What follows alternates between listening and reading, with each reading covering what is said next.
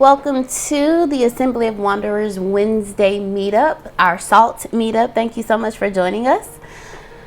We have already set up everything so you know what's going on during the time of Haggai. But as we dig into this, I want you to think a little more deeper than just what's going on. It is said that our bodies are temples. So as I'm talking about the first message, which is rebuild the temple for the glory of God, I want you to not only think about what the captives were going through during that time once they were released back to Jerusalem, but I also want you to think about your temple, and everything around you, and how Haggai talks to all of us. Haggai wasn't just speaking to the people of Jerusalem about rebuilding the temple. Haggai was also for us speaking to us about rebuilding our temples, because everything flows through your temple. So let's get started. The first message in Haggai is rebuild the temple for the glory of God. And we're going to go through Haggai chapter 1 verses 2 through 11. Haggai chapter 1 verses 2 through 11. And it reads as such. And I am reading out of the NLT, New Living Translation. Haggai chapter 1 verses 2 through 11. This is what the Lord of Heaven's army says. The people are saying, the time has not yet come to rebuild the house of the Lord. Then the Lord sent this message through the prophet Haggai. Why are you living in luxurious houses while my house lies in ruins? This is what the Lord of Heaven's army says. Look at what's happening to you. You have planted much, but harvest little. You eat, but are not satisfied. You drink, but are still thirsty. You put on clothes, but cannot keep warm. Your wages disappear as though you are putting them in pockets filled with holes. This is what the Lord of Heaven's army says. Look at what's happening to you. Now go up into the hills, bring down timber, and rebuild my house. Then I will take pleasure in it and be honored, says the Lord. You hoped for rich harvests, but they were poor. And when you brought your harvest home, it blew away. Why? Because my house lies in ruins, says the Lord of Heaven's armies, while all of you are busy building your own fine houses. It's because of you that the heavens withhold the dew and the earth produces no crops. I have called for a drought on your fields and hills, a drought to wither the grain and grapes and olive trees and all of your other crops, a drought to starve you and your livestock and to ruin everything you have worked so hard to get. Rebuild the temple for the glory of God. So let's break this down. Let's start with verse number 2. In verse number 2, it says, this is what the Lord of Heaven's army says. The people are saying, the time has yet come to rebuild the house of the Lord. The time has not yet come to rebuild the house of the Lord. So let's look at this. The people say the time has not yet come to rebuild the house of the Lord. So basically, the people are delaying rebuilding the house of the Lord because they decided it wasn't time yet. So the people choose to rebuild everything else around them and not build up their homes. So I have a question for you. If you building everything around you but your temple is in shambles, how can you prosper? If you're rebuilding everything around you but your temple, how can anything be prosperous? If you are the temple and everything flows through the temple, then everything that flows from you, if you're not rebuilt. So these are the things that I asked myself, and these are the things that I came across while studying. So let's dig deeper into number 2. How many of you have chosen to go to work every day but not take care of your own body? Your diet is horrible. Your own personal house is in shambles. You're tired all of the time. You feel like such and such, nothing's going on mentally. You have anxiety, you have depression, you have low self-esteem. Your temple is in shambles. but you're building everything around you. But have you noticed how when your temple is in shambles, everything else around you is in shambles? See, we chose to build up everything around us, but don't even touch the temple because it's not time yet. Now, let's go back to the time in Jerusalem. They just came from 70 years of captivity. So they're like, okay, we're here. They've been building. They've been building up. They've been building their homes back up. Been building their businesses back up. They attempted to do the temple, but of course they still have enemies coming at them. So they decided it's not yet time to do the temple. Let's build up everything else first, and then we'll focus on the temple. But if your blessings and your miracles flow through your temple, what's the first place you think you should focus on? Let's bring it back to present day. If your energy, if your lifestyle, if your income flows from your temple, what do you think you need to be focused on? Your temple. You need to rebuild your temple first before you do anything else. But we have decided as a collective, no, it ain't time yet to build on it. It ain't time yet to focus on the temple. Let's build up everything else around us. So because we chose to build everything else around us, let's move on to number 3. Number 3 says, then the Lord sent this message through the prophet Haggai. Why are you living in luxurious houses while my house lies in ruins?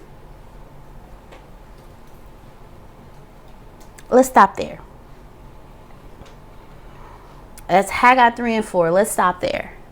Then the Lord sent this message through the prophet Haggai. Why are you living in luxurious houses while my house lies in ruins? Your house lies in ruins, yet everything else around you is luxurious. Why is that? Why are you taking the back seat to everything? Why aren't you building you? Why aren't you making you the luxurious house first before you step out? Let's go back to the time with the people of Jerusalem.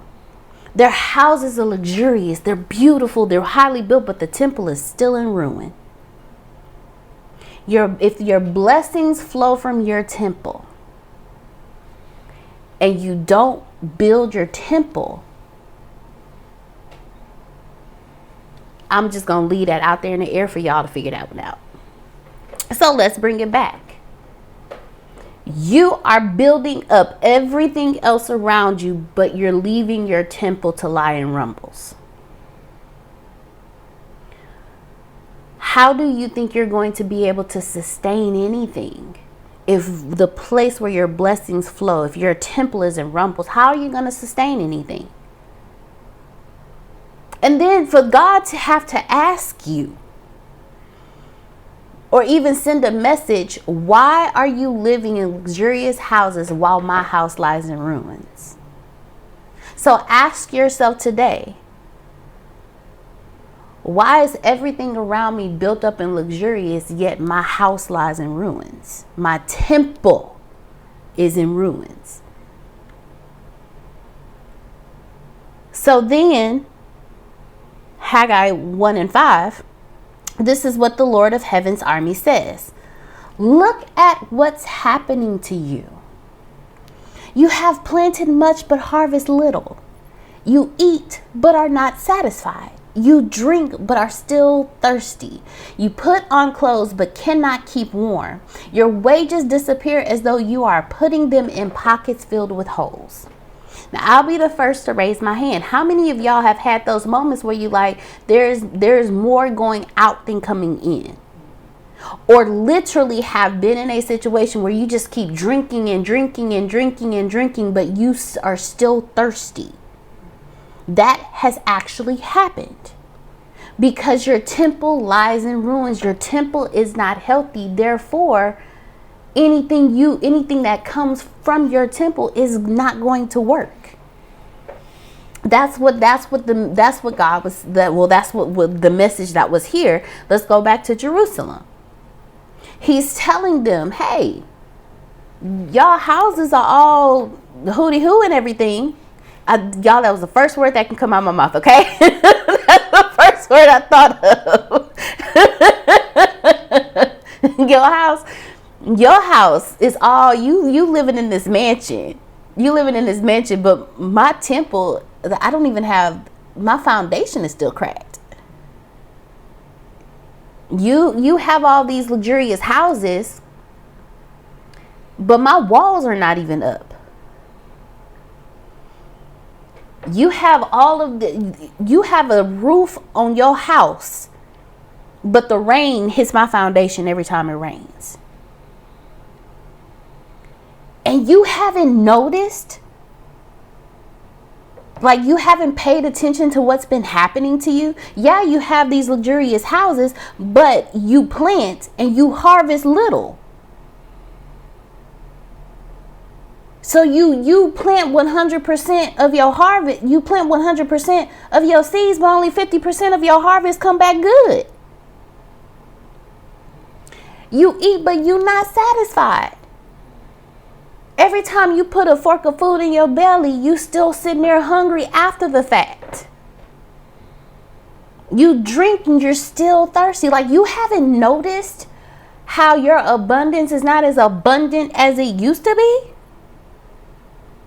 Abundance is your birthright. But this is God pointing out to them, pay attention to what's going on.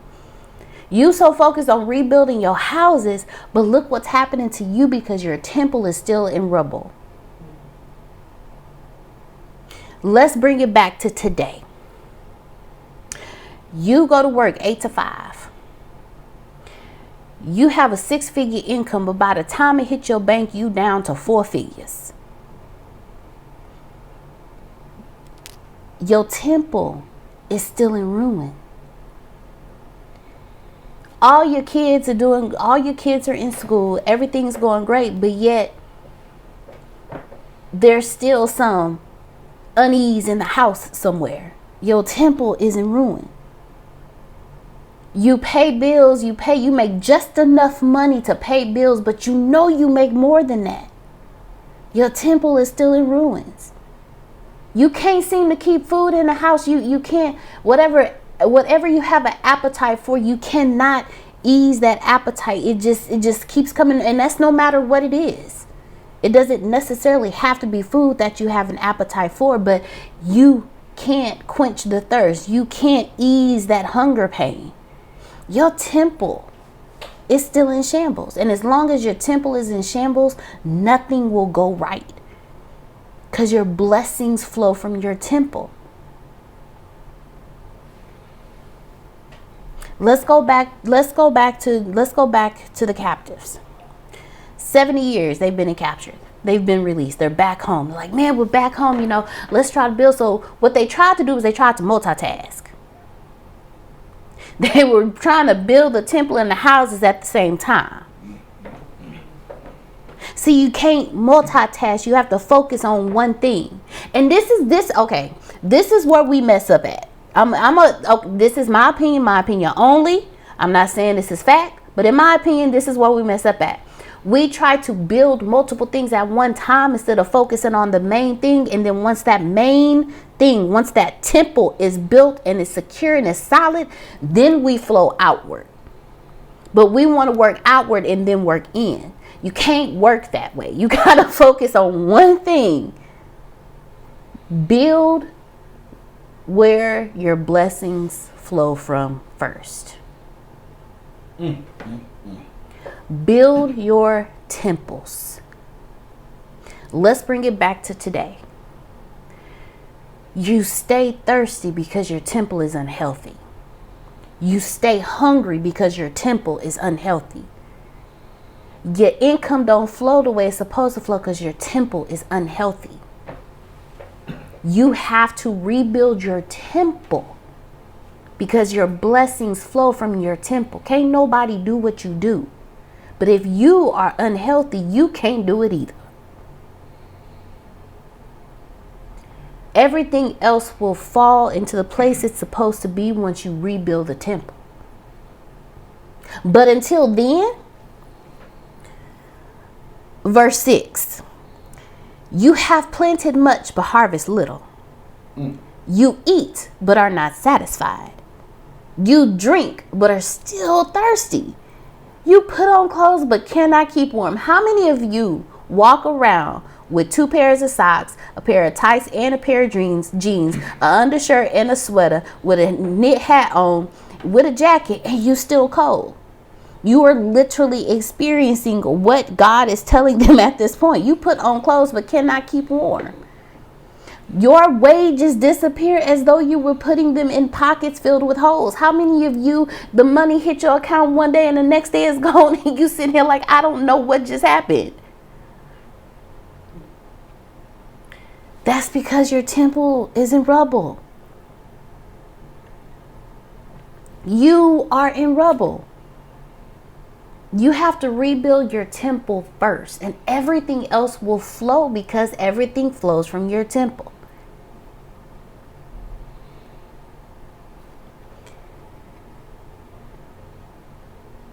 God is telling them, look, my house is in disarray.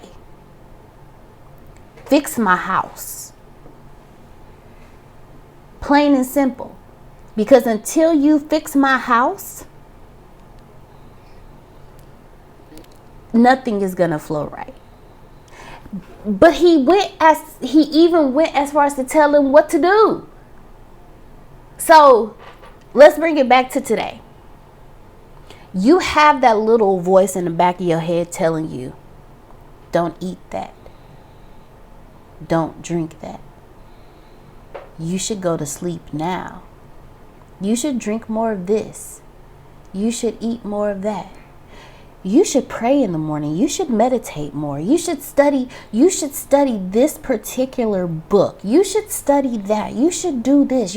There's a voice in the back of your head telling you something, but you have decided, as the people did in verse 4, let me go back up. In verse 2, the time has not yet come to rebuild the house of the Lord. You've decided the time has not yet come to rebuild your temple. And because of that, everything around you seems like it's a hurricane. But God is telling you what to do. In verse 7, he says, this is what the Lord of Heaven's army says. Look at what's happening to you. He's reminding them, I just broke down to you what's going on. Now you sit back and examine. Take a look. Look at what's happening to you. You think you happy. You think you got everything. But look what's going on. You know you should have harvested more than you harvested that time. You know you shouldn't be eating that much, but you were still hungry afterwards. You walk around here drinking 2-4 gallons of water a day, but yet you still thirsty. That's not healthy. And he tells them, look what's happening to you. Then he says, now go up into the hills, bring down timber, and rebuild my house. He's telling you what to do. He said, then I will take pleasure in it and be honored, says the Lord. He says, you hoped for rich harvest, but they were poor. And when you brought your harvest home, it blew away. Why? Because my house lies in ruins, says the Lord of Heaven's army, while all of you are busy rebuilding your own fine houses. It's because of you that the heavens withhold the dew and the earth produce no crops. I have called for a drought on your fields and hills, a drought to wither the grain and grapes and olive trees and all of your other crops, a drought to starve you and your livestock and ruin everything you have worked so hard to get. Now, in that time, grain, grapes, and olives, that was like their main, what's the word I'm looking for? that was like, okay, so here in the South, tobacco was the crop. That was their main crop. Oh yeah, source of income. Yeah, source of income. That was their main source of income. And God's telling them, rebuild he said, rebuild my house. But until you rebuild my house, I'm withering everything. And it's your fault because you chose not to rebuild my house. You chose not to rebuild where your blessings come from.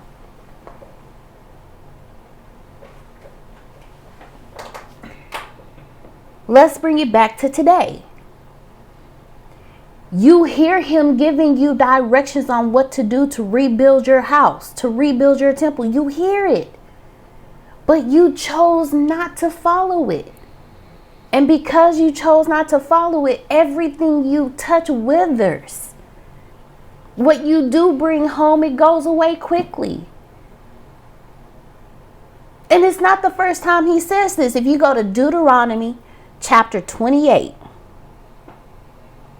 verses 38 through 45,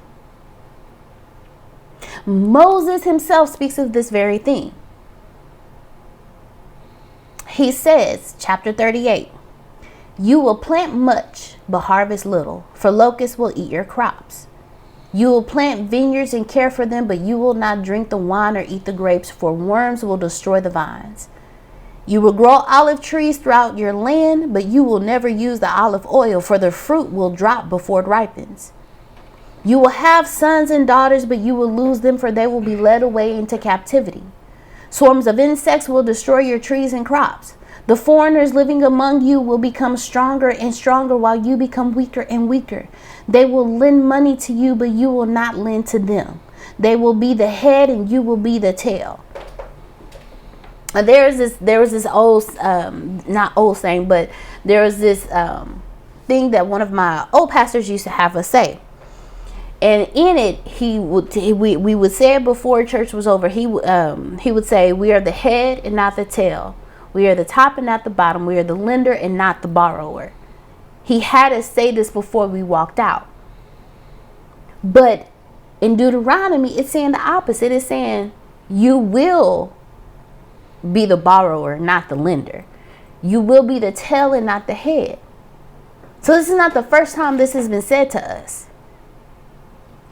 But because we chose not to rebuild God's temple, we chose to live in a world where we are the tail and not the head, where we are the borrower and not the lender. Rebuild the house. So back to verses 7 through 11. So he told them, we're going back to Jerusalem. He told them, look, go up into the hills, bring down timber, and rebuild my house.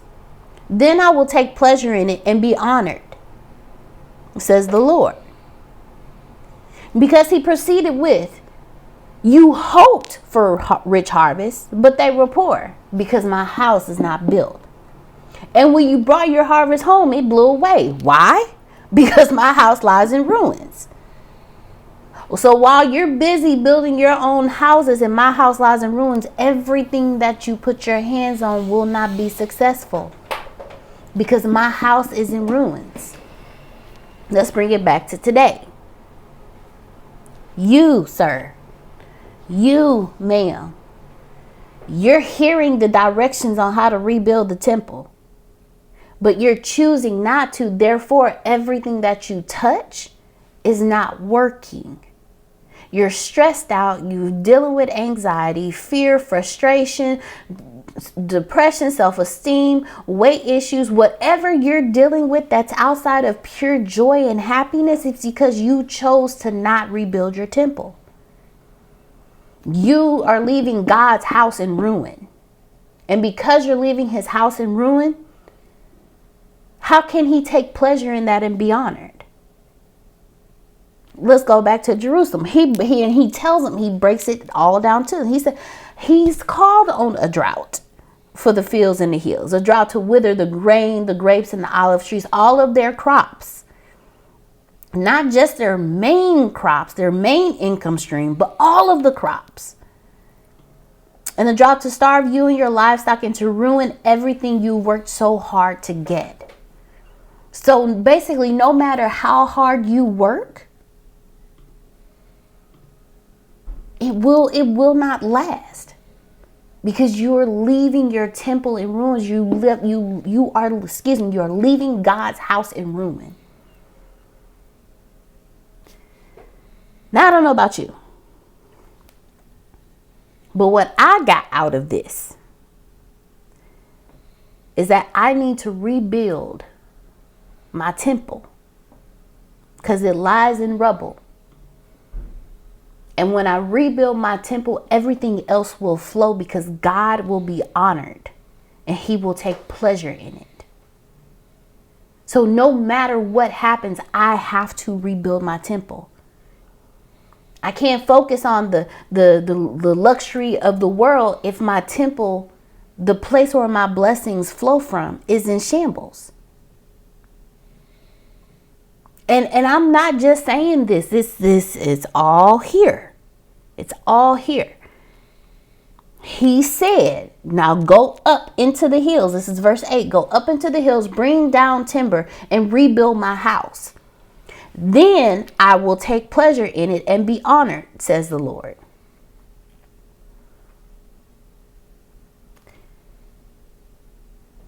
They didn't rebuild his temple first. They rebuilt their homes first.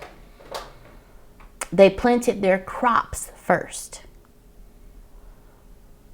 They took care of their livestock first. And they left the temple in shambles, in rubble. And God is telling them, no, I'm where your blessings flow from. Rebuild my house. And until you do that, until you decide to rebuild my house, everything you touch will not work. Let's bring it back to today. You're so focused on getting the perfect job. You're so focused on getting the perfect house, having the perfect family, having this, having that, having the perfect harvest, having all this perfection, while your temple lies in shambles, while your temple lies in rubble. Nothing will work if your temple is in rubble, because that's where your blessings flow from.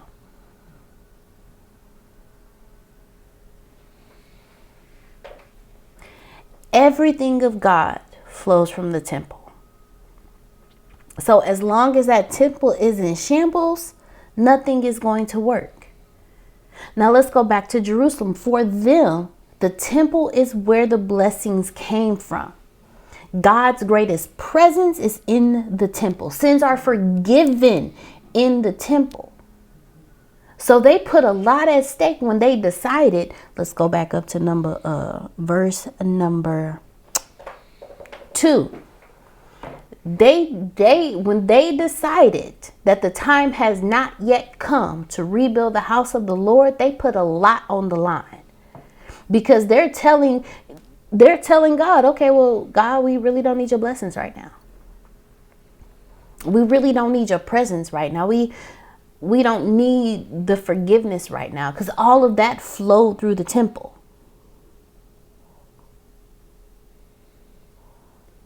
So you're telling God, we don't need you. Let's bring it back to today. You're telling God, I don't need you, when you don't focus and build your temple. You're telling God, I got this. I got this house. I got this job. I got this family. I got this marriage. I got whatever it is you're doing. You got this. That's what you're telling God. And your temple is in rubble. So you're just saying it's okay. God don't need to worry about it. I got it. When the temple is in place, everything will flow. Your blessings flow from your temple. You can deal with your enemies better when your temple is not in shambles, because guess what? Everyone can gather at the temple, and where 2 or 3 gather in his name. But if you're all standing individually, it's hard to fight when you're fighting individually. It's the same today. Build your temple. Flow like you're supposed to flow. Your temple is where your blessings flow from. So how can you tell God, I got this, when you not straight, when you are the temple?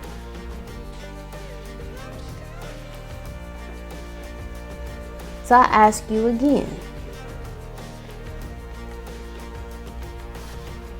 if you're building everything around you but your temple is in shambles, how can you prosper?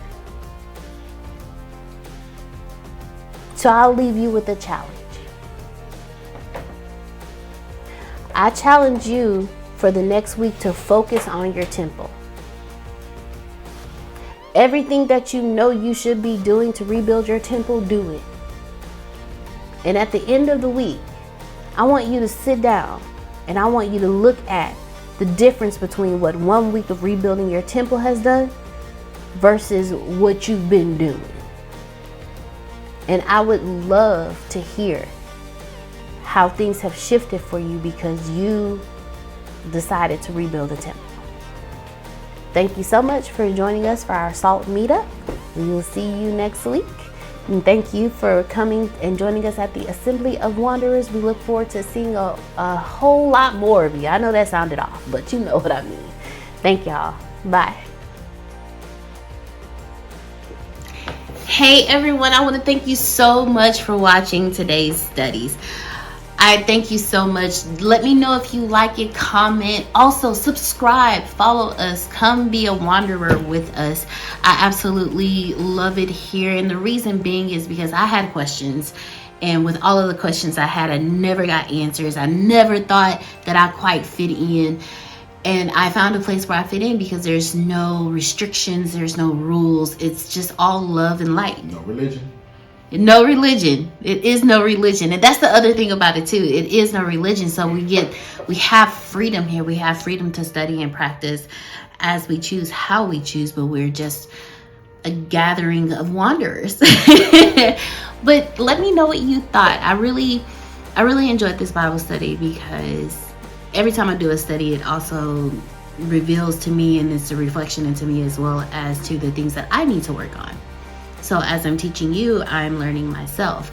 So let me know what you thought. I truly enjoyed it and I really hope you enjoyed as well. Let me know what you got out of it. If you have any questions, ask. Please ask questions. I love questions. So just let me know. I hope to see you every Wednesday at 4 p.m. for the SALT meetup here at the Assembly of Wanderers. And I'm looking forward to seeing you every Saturday, every Friday, whatever day it is. I hope to see you here. So come join us. Remember, subscribe, comment, ask questions. Let us know what you think. Whatever it is that's on your heart, let us know. We would love to be here. We would love to be here for you, and we are here for you. Thank you so much. You can plant better. You can dominate.